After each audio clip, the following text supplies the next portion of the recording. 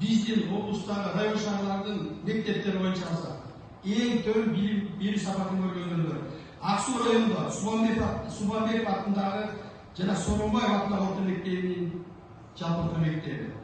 Жетөбүз районунда Шевченко атындагы жалпы орто мектеби, Сатылганов атындагы жалпы орто мектеби.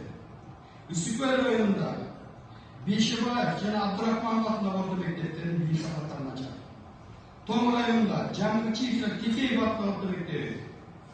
Түп районунда Батырбаева жана Асаналиев атындагы жалпы билим берүү орто мектептери. Каракол шаарында Сартаки атындагы номер 9 жалпы билим берүү мектеби. Балчы шаарында Күрүшбеков атындагы жалпы билим берүү мектеби. Жалпы